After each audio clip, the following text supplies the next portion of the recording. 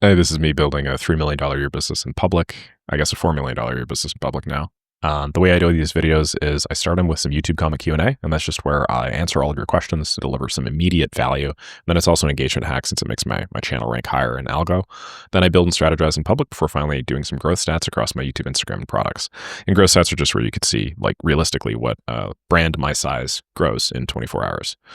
Main channel here, 185K subs. This is the daily updates one, the one you guys are currently watching. So just going to scroll all the way down to the very bottom of the stack, do my daily Q&A, and then we can chat about some cool directions that I'm taking the business.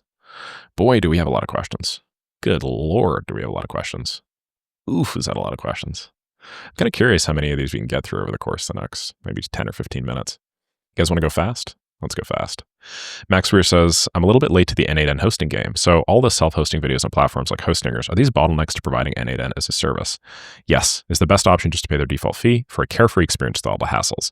Yes. I'd love to see a video on this, as I was almost tempted to go self-hosting and start learning the platform from there. I got tons. And even breaking down all the barriers and obstacles to self-hosting too, and common apps that are affected by this and how much more effort time is needed to manage and maintain. Well, suffice to say, the reason why I typically recommend cloud hosting everything is just because you don't have to deal with deployment, DevOps, any additional like self-hosting woes, things like environment variables and whatnot. Like as an automation specialist, believe it or not, your main point of value is not in your technical knowledge. Your main point of value is in knowing just enough of the technicals to be able to apply it to real business processes. And then you just spend the rest of your time becoming a business person, you know, like a business expert. So that's really where the leverage is in the alpha. People that, you know, get really into self-hosting and whatnot, I mean, kudos to them and whatnot, but like, it's just, they typically lose the cart for the horse. That makes sense. Lose the forest for the trees. They just spend so much dang time trying to figure every little technical thing out. And then, you know, their Redis queue, and then they have to, I don't know, spin up a bunch of Docker containers, and then they have to get all their environment variables right and do their Nginx pass-throughs for webhook URLs. Like it's just incredible. It's just incredible. My recommendation to you is just like focus on the things that you actually get paid for, which is delivering value to your clients, not on designing the most optimal and technically and academically perfect solution. Okay. All right. Every time I watch your video and another AI2 video, AI ads, which nonsense come in, I've done everything I can to ignore that ad because that ad narrator claims everyone fears him because of AI knowledge. I want to learn, not fear. How do I stop such ads, or should I subscribe to premium YouTube? Dean, I have no idea what the heck you're talking about, buddy. You sound pretty cracked out. I would subscribe to premium YouTube videos. Your take on Upwork positioning is incontrovertible. Positioning as a solo expert instead of an agency is key. We built an entire system around that exact principle, automating the solo positioning strategy you described. Just sent you an email about it with that in the subject line. Would love your take. I'm not sure what you're talking about, but I have had a lot of people talk to me about like conversion rate differences when they position as agencies versus solo operators. Myself, hold on a second. I think my encoding preset is overloaded. So let's just turn down my audio here. I'm playing music in the background, and sometimes that overloads my little OBS preset. Yeah, like it is incontrovertible. If you look at the results across Maker School, Make Money with Meg, now that, you know, like I have a big community with enough people in it that I can like distinctively look at trends within the industry, which is quite the power if you think about it. It is very clear when you position yourself as like a person trying to solve another person's problem, they like it. When you position yourself as a big faceless agency trying to solve a person's problem, there's skepticism, and as a result, your proposal to reply rates go way down. So my recommendation for you, and this applies not just to Upwork, just across the whole marketing stack, you know, anytime you're talking to somebody, position yourself as a one man talking to another, you know, one person trying to solve a problem for another person, not, hey, here's my faceless company, which you don't really give a shit about. We solve your problems. So Nick, you basically did all the stuff I dreamed about, like finding a way to cross social proof, still providing value. I'm at the point where I feel confident in building N8N automations and wanted to dive deep into sales. I did door-to-door through COVID in South Africa for the coffee shop I opened in 2019. You did door-to-door for a coffee shop? Damn, I didn't delve into digital marketing at the time. Yet you just hit your head against all of it and you get it right. I'm having to start over since closing my coffee shop last year, so I don't have the biggest budget. How would I manage to get leads and sell AI automations on a low budget? Also, knees reveal when? We don't do knee reveals here, unless you guys pay me way more money. Yeah, how do you manage to get leads and sell AI automations on a low budget? I mean, like, dude, it sounds like you've already developed like the get up and go, the gumption that is necessary to succeed in any business. The door-to-door skill is like not just your ability to articulate a 30-second pitch and, you know, set meetings and stuff like that. The door-to-door skill is like an existential one that you develop, where it's like you go into a place where you're just not welcome, objectively speaking, and you just like make a claim. It is very much like Hunter, you know, probably the most closest allegory to like modern day you hunting the gazelle, you know? So it's a great skill to have. Very, very good skill to have. And I think you probably already have the 80/20. Yeah. So how do you do it on a low budget? You just spend more time in exchange for money. So instead of you using a simple and straightforward lead enrichment platform that may realistically allow you to do what you need to do in 10 minutes, you might buy a cheaper one and then do what you could have done in 10 minutes in 3 hours. So now you've just traded some of your time for that money, but you've still done the thing. And what you can do is you can bootstrap by delivering initial results with the harder upfront time investment until you have a little bit of money. And then the next time you can exchange that time for money. And then you could spend that additional time fulfilling new client projects and then improving your marketing. Very much just like hopefully a straightforward answer for you. But yeah, you just got to exchange some of that time for money, man. Is your Make course still relevant? I think so. Hey, Nick, I recently got into a project of creating automations for a warehouse management system that has almost 4,000 SKUs, but I've never worked with warehouse management systems before. Any advice? In my head, I'm planning to handle this like if I'm working with a CRM. Am I wrong? No, you're 100% right.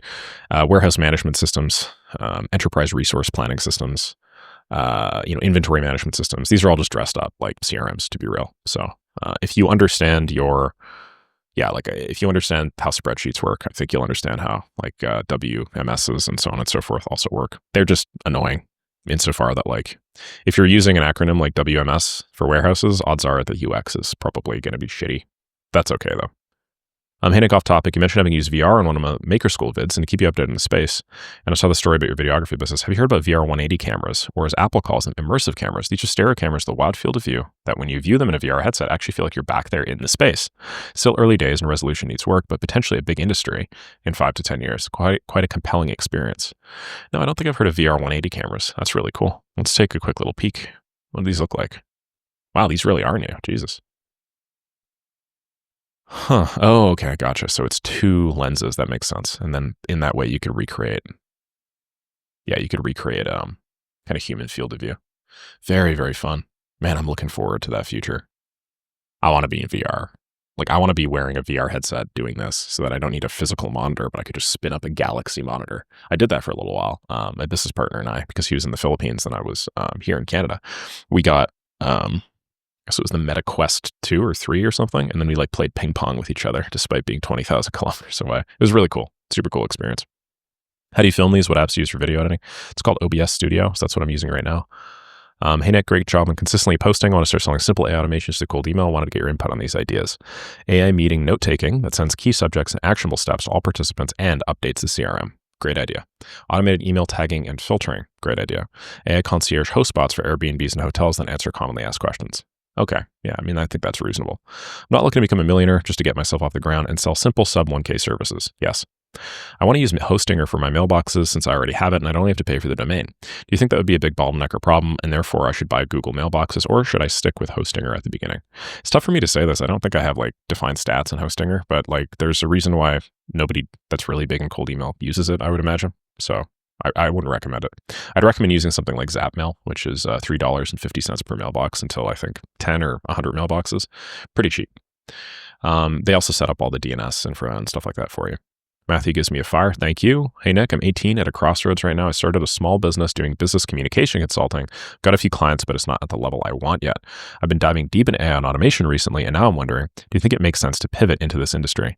Well, suffice to say, if I didn't think it made sense to pivot in this industry, I wouldn't be making videos about it all day. So I think I've sort of answered your question inherently through showing my work. Hey, Nick, started agency, did many things like outreach, but I didn't get a single client. Help me. Well, I find it interesting when people say stuff like this. My initial question response is, you've done outreach. Okay, but how much outreach? Outreach isn't a 0 to 1 checkbox. Outreach is a very much how many did you do? So how many pieces of outreach did you send? How many Upwork apps did you send? How many freelancer.com applications did you make? How many community posts did you make? How many people have you talked to? And how long of a time period have you tried all of this stuff? My main help for you is, I imagine, it's probably less of like you're not good enough, and it's probably more of you just haven't done it enough. Also, it's unreasonable to expect that you would be good if you just haven't done it. So keep that in mind. Okay, Nick, what stops people from making money online? What is that mindset or trait that they don't have? Let me just draw a big arrow down to that previous question. Yeah, it's mostly just the inability to stick with things for long enough to see a result.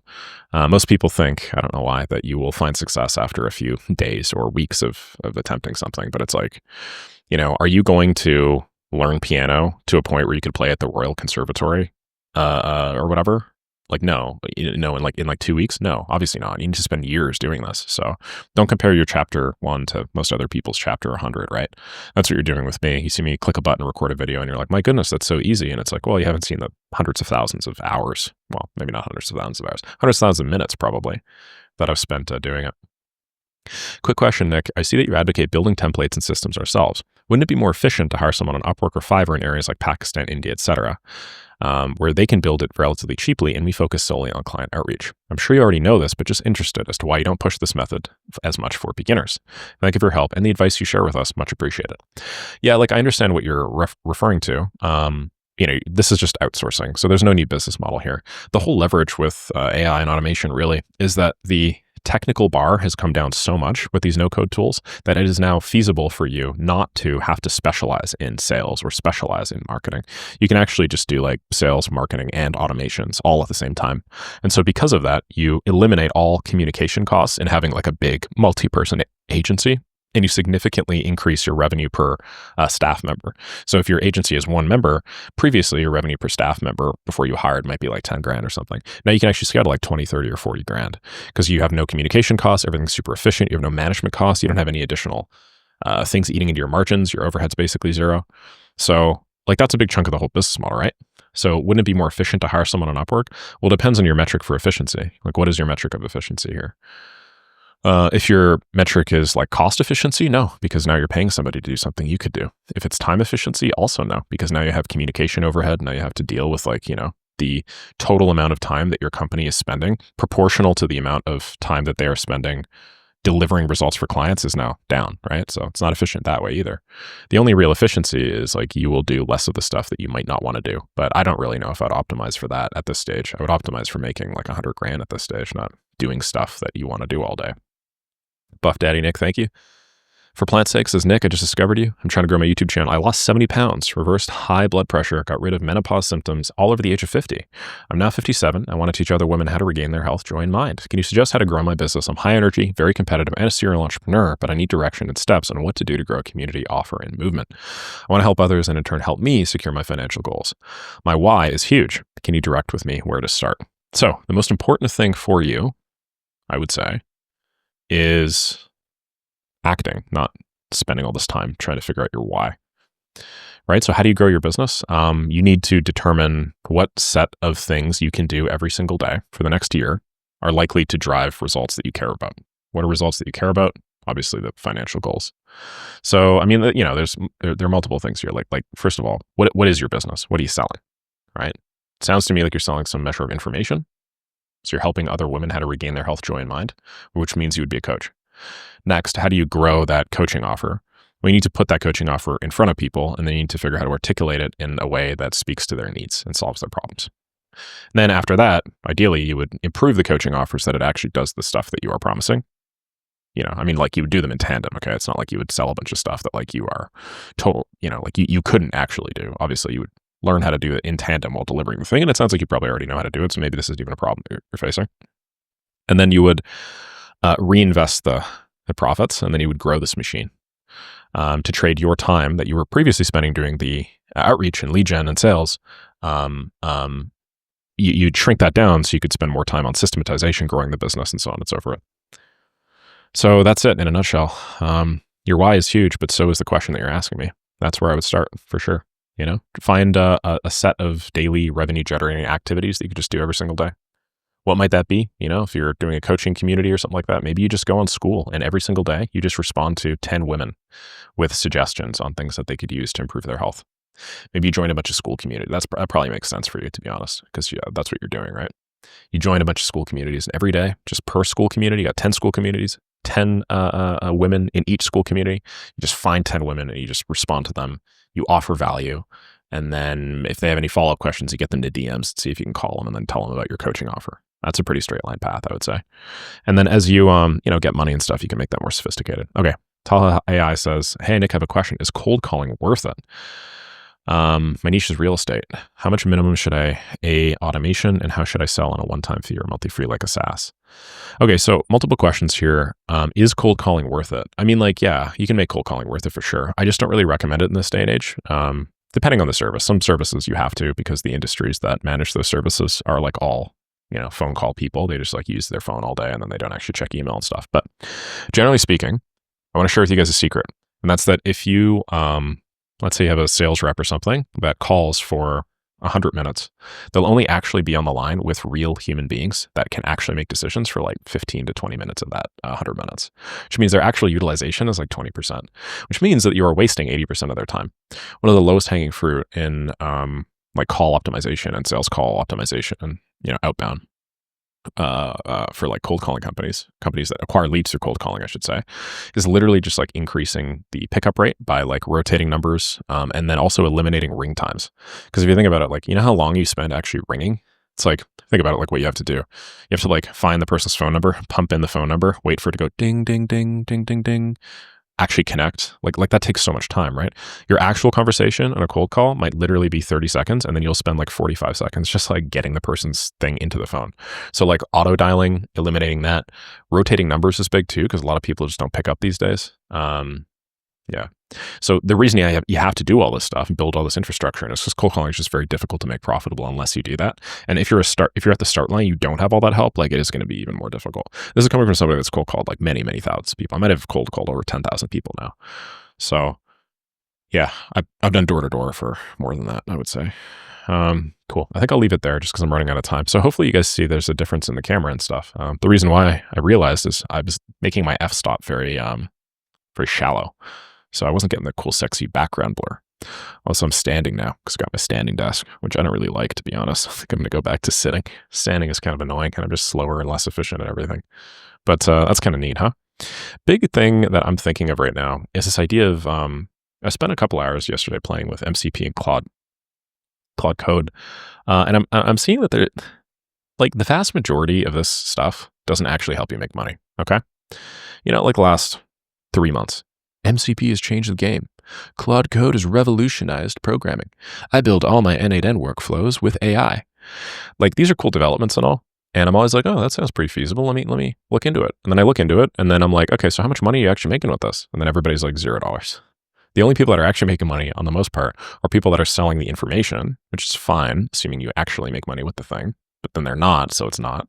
Or they're people that are doing some sort of feasibility thing so that they can justify some sort of investing or financing round. So I don't really give a shit about any of that. All I care about is hey, does this improve my ability to deliver results for customers, right? And if the answer to the question is no, then I don't care how sexy it is. I'm not going to use it. So I always give these technologies a royal try. And then I just put the shiny object down and I get back to work. And I've done that basically every time some new technology has come out in the last 2 years, because for the most part, we've already gotten to the point where we're at almost apex efficiency, right? In terms of our ability to fulfill projects and stuff through templates. But that said, the other day, I played around with Claude Code, played around with some MCPs, and I do see one viable use case for these now. I see them as a way to very quickly template out all of the deliverables in a project, using natural language, as opposed to actually having to build in, drag and drop N8N workflows and stuff. Let me give you an example. Let's say, if anybody here doesn't know, Claude Code is just a little agent that lives in your CLI, command line interface. Let's say you had a Claude MD file, which is the system prompt. You can think of it as you had a system prompt. The system prompt says, hey, your job is to follow this checklist.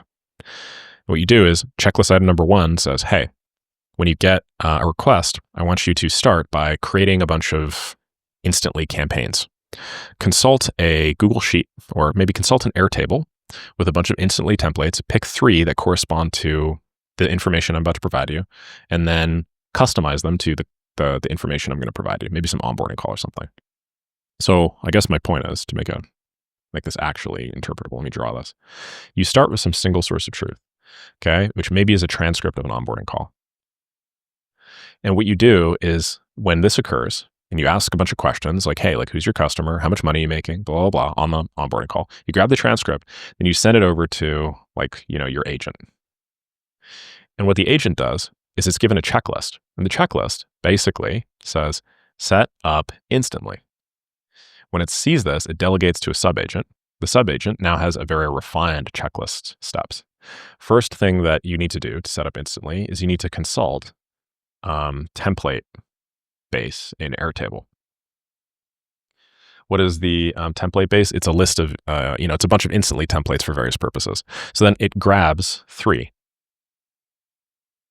Update copy to reflect industry. And it then pulls information from the transcript and then it updates that. And then use instantly MCP to generate campaigns. Okay. So what have we done here? We basically scaffolded. We've done the same thing that we can do with templates, but we've scaffolded it in natural language instead. Okay, maybe the next step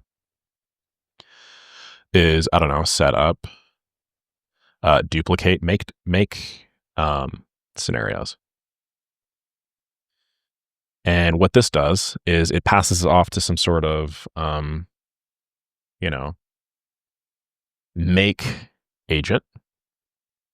What does the make agent do? Well, it has access to like the make MCP. And what it does is it consults, like a make folder. And then it just duplicates all of the scenarios and then pastes into client workspace. The new client that you just onboarded. And then maybe it also, like, let's say it uses AI, it adjusts the prompts for the new client. Then the third thing is, you have to scrape some leads. So what does it do? You pass it off to a lead scraping agent. The lead scraping agent now has like an SOP that you put in front of it that actually goes out and then it like consults the Apollo MCP or whatever, and then it follows steps. All right. So what's the purpose of this? Well, the purpose of this is you could just like you just use natural language as your SOP. You don't actually have to like build out like a process, like an automated process or whatever. And this could be pretty cool. Like, I'll admit, this could be pretty cool. Think about it. Like, what you do is, as an agency, you come up with like some productized deliverables. Maybe one service you offer is like the cold email setup. Cold email setup, you break it all down into distinct steps, a big checklist. These are steps that can be used both by humans and by agents. Then what you do is you just give it all access to all the resources. So maybe like an Airtable that includes templates or statistics or analytics or offers or whatever. And then you just have it like mix and match a bunch of offer combinations together and then create it in the client workspace. You could build like an SOP very simply where like the onboarding call is literally all you need to do as a person. You just do like some extended discovery with the client. You take all that information and then you just like give it to an agent as alongside the SOPs, and then it just customizes everything and then like creates it in the client workspace. That actually has some value. So I'm unsure exactly what to call this. I don't know, MCP agency, MCP enabled agency, but that has some value. That has some value. I'm running through a few demos of this right now. That's one thing I'm considering trialing for LeftClick. But assuming that it works well for my service business, then I think it would be a pretty interesting private equity play as well. Imagine if you just had all of the SOPs in a business, okay? And you make it a requirement for any business you invest in to have like a big list of SOPs. All you do is like your PE company or whatever, like you install some operator in the business that then just like takes the SOPs and then converts them into something that is like Claude codable or agent toolable. Presumably everything here is digital, right? So we wouldn't be doing some physical boring thing. We would do like some digital business. And then you just like have that instantiate a new thing every time the new customer comes in. Like I could see that actually be pretty valuable. It's different from the NADN workflow stuff that we were talking about. And it's not like it like fundamentally changes anything. It's just like a faster and simpler way of doing things because you are no longer having to build dedicated infrastructure to do it all. You just use natural language. But yeah, anyway, thought I'd share that with you guys. So I'm kind of interested in seeing where that goes. I might build it a demo and then record a video and show you guys what I mean by it. But it's, is what it is. I'm surprised nobody has really talked about this. Like very few people are actually talking about this, which I find kind of silly. Because that's like the only actual useful thing here. It's not useful that I built a sub-agent swarm that did whatever. It's like, no. Like the value is not the sub-agent swarm. The value is that like you just productize and then now you just have a mechanism of like, you know, your maintenance of the agent is no longer going into your make.com thing and then like updating the scenario or whatever. Like your maintenance, your changes are literally just like editing it in natural language. That's pretty neat, right? But there are also still some accuracy issues with that, and I'm not 100% sold on everything. So I'll try some demos and I'll let you guys know how it goes, but just wanted to drop that in. Yeah. Aside from that, let's just do some brand stats quickly. Just track everything. Looks like the main channel's at 185, 215. So I'm just going to scroll all the way down to the bottom and update that. Looks like oh yeah, this is me making a post about it. Looks like the daily updates channel's at 13,491. It looks like the Instagram's at 331,228. Okay, that looks pretty solid. And yeah, I should be starting the new content run in the next like 2 or 3 days. I have it set for September the 1st. So we got a couple of briefs that are already in the pipeline and stuff like that. And we're gonna see how many of these videos I can make on the main channel, bump these numbers up a little bit. Because 0.18% is definitely the lowest growth I've ever gotten. Sorry, I guess 0.13% is the lowest growth I've gotten on the channel for like the last 6 months or so. So I think now is basically the natural inflection point where I'm going to start making content on the main channel, and then it's going to start going up again. Cross fingers for me, obviously, but yeah, fill you guys in on that. All right, cool. We're at 25 minutes. I'm going to leave it there. Have a lovely rest of the day. Thanks.